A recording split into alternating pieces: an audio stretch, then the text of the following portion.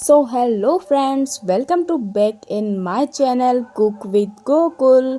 तो आज मैं आपके लिए लेकर आई हूँ एक यूनिक रेसिपी जो केवल 2 से 3 चीज़ों से ही बनकर तैयार हो जाएगी। ना ज़्यादा मेहनत है, ना घंटों तक इंतज़ार करना है, एकदम इंस्टेंट बनेगी। तो इस नई रेसिपी का नाम है crispy and crunchy potato sticks. तो फिर चलिए आपका टाइम वेस्ट ना करते हुए फटाफट से बनाना शुरू करते हैं। इसके लिए सबसे पहले हमें लेना है इसका मेन इंग्रेडिएंट जो कि है आलू। तो मैंने यहाँ पर बड़े साइज के 4 आलू लिए हैं। आपके पास में छोटे या बड़े कैसे भी आलू हो आप ले सकते हो, लेकिन हाँ आलू होने चाहिए, ये नहीं कि आप प्याज ले लो। तो आलू को हमें 4 पार्ट में डिवाइड करना है और इन्हें हमें बॉईल करना है। बॉईल करने के बाद हम इसकी रेसिपी बनाएंगे। तो जब तक मैं आलू काट रही हूँ आप फटाफट से जाके मेरे चैनल को सब्सक्राइब कर लीजिए और अगर वीडियो अच्छा लग रहा हो तो उसे भी लाइक कर दीजिए। तो अब सभी आलू को हमें उबाल लेना है। ये देखिए चुटकी बजाते ही आलू तो उबल गए। अब इन्हें ठंडा करके इनकी खोपड़ी को गंजा करना है। तो जल्दीबाजी के चक्कर में आलू को ठंडा करना भूल मत जाना, नहीं तो जब हम स्टिक्स को फ्राई करेंगे तब वह ऑयल अब्जॉर्ब कर लेगी और बिल्कुल भी क्रिस्पी नहीं बनेगी। और फिर आपको आपकी मम्मी डांट लगाएगी कि पता नहीं कौन सी वीडियो देखती है और ऐसे कारनामे करती है। आपको सारा काम मेरी तरह झटपट फटाफट करना होगा। तो आलू मैंने छील लिए हैं, अब करना है इन्हें ग्रेट। तो आलू को ग्रेट करने के लिए हमें लेना होगा एक बड़ा बर्तन। यहाँ पर मैंने ली है बड़ी थाली। आप यहाँ पर कढ़ाई, पतीला, भगोना कुछ भी ले सकते हैं। और अगर घर में बड़ा बर्तन ना हो तो हलवाई के घर पे चुपके से जाना और एक बड़ा भगोना चूरा कर लिया ना। तो देखो मैं इसे यहाँ पे ग्रेट कर रही हूँ, आप इसको मैश भी कर सकते हैं। मतलब ध्यान इतना रखना है कि हमें आलू में बड़े पीस बिल्कुल नहीं रहने देने हैं। आप क्या सोच रहे हो कि गाजर को घिसने जितना टफ है ये? अरे नहीं नहीं, उबले हुए आलू को ग्रेट करने में तो मजा आता है। तो बस ऐसे ही शौक में मैंने सारे ही आलू ग्रेट कर दिए।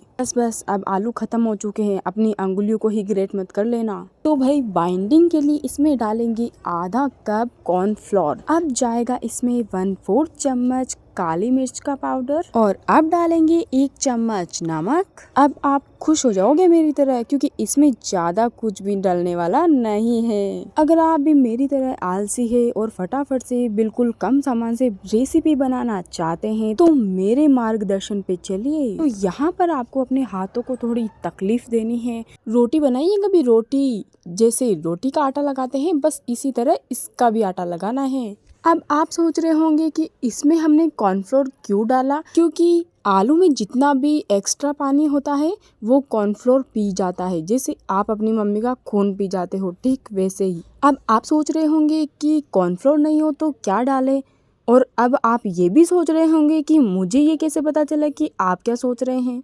मैंने जादू सीखा है, जादू, जिससे मुझे पता चल सकता है कि दूसरा व्यक्ति क्या सोच रहा है। तो भाई कॉर्नफ्लोर की जगह आप चावल का आटा या अरारोट पाउडर भी डाल सकते हैं। तो देखिए यहाँ पर हमारा डो सेट हो चुका है। तो अब हमें जरूरत है किसी एक प्लास्टिक बैग की। तो देखो दुनिया में सभी को किसी ना किसी चीज की जरूरत तो रहती ही है, और वैसे ही मुझे आज इस प्लास्टिक बैग की जरूरत पड़ गई। तो आपके पास अगर प्लास्टिक बैग ना हो तो मार्केट जाना और मम्मी को एक नई साड़ी दिला के लाना, और जो साड़ी की थैली आएगी बस उससे आपका काम बन जाएगा। तो यहाँ पर डो को हमें प्लास्टिक बैग में डालना है और इसे इवनली स्प्रेड करना है। अगर हाथों से ना हो पाए तो यहाँ पर आपको लेना है बेलन, और बेलन से इसे अच्छी तरह से फ्लैट करना है। और अब आपके माइंड में आएगा कि भाई ये प्लास्टिक बैग ज़रूरी है क्या? अरे भाई बहुत ज़रूरी है, नहीं तो आप इसे बेल नहीं पाओगे और ये चिपक जाएगा आपके हाथों के और बेलन के। इसीलिए मैंने यहाँ पर प्लास्टिक बैग का इस्तेमाल किया है। तो अब हमें इसे एकदम इवनली स्प्रेड करना है, चारों तरफ से ये बराबर होना चाहिए, कहीं से भी मोटा या पतला नहीं होना चाहिए, आपकी नाक की तरह।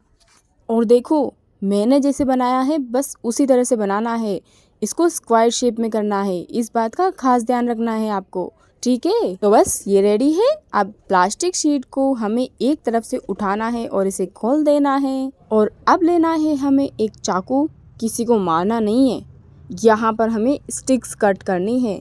तो ये देखिए मैं यहाँ पर चाकू की हेल्प से इसे पतला पतला कट कर रही हूँ स्टिक्स की शेप में। तो अगर आप भी मेरी बहन की तरह चटोरे हो और आपको भी कुछ अच्छा चटपटा खाने का मन कर रहा हो तो आप इसे बनाकर खा सकते हैं, आपको मज़ा ही आ जाएगा। और अगर आपको बनाने में आलस आ रहा हो तो आप भी मेरी बहन की तरह अपनी बहन से बनवा कर खा सकते हैं।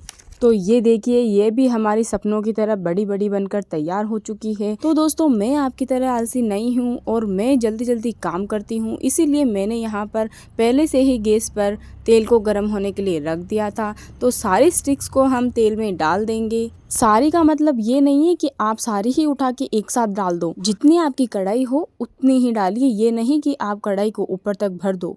तो अब आप सोच रहे होंगे कि मैंने ही तो बताया था कि सारी ही डालनी है और मैं ही ऐसे बोल रही हूँ कि सारी मत डाल देना। तो दोस्तों मेरी बातों पे विश्वास मत करना, मेरी फैमिली भी मेरी बातों पे विश्वास करती नहीं है। तो जब हमें स्टिक्स डालनी है तब हमको गैस की फ्लेम एकदम हाई रखनी है और स्टिक्स डालने के बाद हमें गैस की फ्लेम मीडियम करनी है और मीडियम फ्लेम पर हमें इसे धीरे धीरे पकाना है। बीच बीच में आप इन्हें उलटते पलटते रहे ताकि ये चारों तरफ से पक जाए। तो देखो आप इसे एयर फ्रायर भी कर सकते हो या फिर ओवन में भी बेक कर सकते हो, लेकिन मुझे तो क्या तेल जलाने का कुछ ज़्यादा ही शौक चढ़ा हुआ है, इसीलिए मैं इसे तेल में फ्राई कर रही हूँ। वाह कितनी प्यारी लग रही है, कितना प्यारा कलर आया है। मेरी इच्छा तो हो रही है कि मैं इसे अभी ही खा लूँ। ये सब मैं नहीं बोल रही हूँ, मेरी बहन बोल रही है, उसको कुछ ज़्यादा ही खाने की इच्छा हो रही थी। और अगर आपको भी इच्छा हो रही है तो अपने घर पे बना के खाइए, मैं तो आपको ऑनलाइन नहीं खिला सकती हूँ। और ये देखिए सारे स्टिक्स रेडी है, कितनी प्यारी लग रही है। रुको रुको अभी खा मत जाना, अभी तो इसमें हमें मैगी मसाला मिलाना है। आप यहाँ पर चाट मसाला भी डाल सकते हैं या फिर बिना मसाले के भी एंजॉय कर सकते हैं। तो भाई रेडी है हमारी crispy crunchy and tasty potato sticks. अगर आपको भी ये स्टिक्स खाने के मज़े लेने हैं तो जल्दी से जाइए अपने किचन में और बना के खाइए, एंजॉय कीजिए। वीडियो अच्छा लगा हो तो वीडियो को लाइक शेयर कमेंट जरूर कीजिएगा और मेरे चैनल को अभी तक सब्सक्राइब नहीं किया है तो जल्दी से जाके चैनल को सब्सक्राइब कर लीजिए। Thank you so much for watching cook with Gokul.